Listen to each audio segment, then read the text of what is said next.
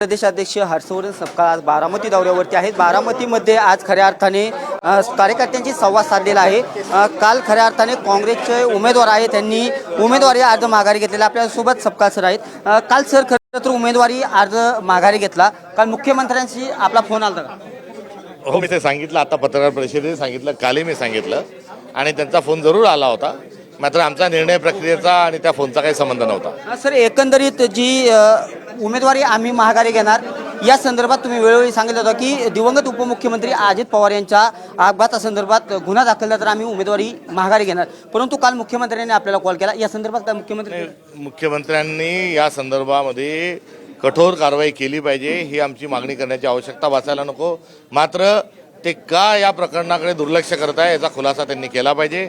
इतपर गुन्हा दाखल झालेला आहे, काँग्रेसच्या कर्नाटक सरकारने गुन्हा दाखल केलेला आहे आणि गुन्हा दाखल होऊन पुढे काही होत नाही म्हणून काँग्रेसचं शिष्टमंडळ हे कर्नाटकला गृहमंत्री कर्नाटकच्या गृहमंत्र्यांना आणि डी.के. शिवकुमारजी उपमुख्यमंत्र्यांना भेटण्याकरता बंगलोर या ठिकाणी गेलेला आहे।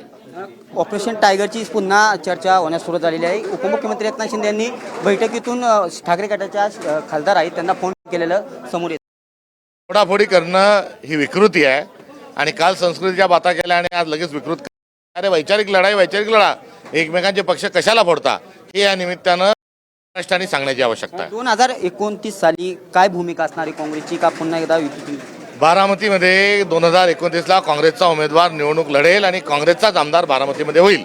सर, एक उमेदवारासंदर्भात पक्षश्रेष्ठी देश उमेदवारांनी एकंदरीत शेवटपर्यंत मानला, काय बोल? नाही, एक समन्वयातून आणि सर्वमताने झालेला निर्णय आहे। यामध्ये आदेशाची अंमलबजावणी हा भाग जरूर कुठे असला, मात्र हे आपसी सर्व सहमतीने हा सर्व निर्णय झालेला आहे। हे प्रदेशाध्यक्ष हर्षवर्धन सपकाळ आहेत आणि त्यांनी काँग्रेस जे पदाधिकारी आहेत त्यांच्याशी संवाद साधलेला आहे।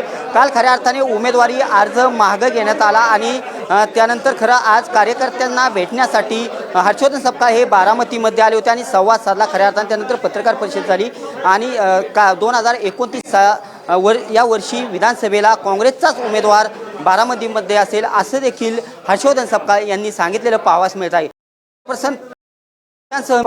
मराठी बारामती।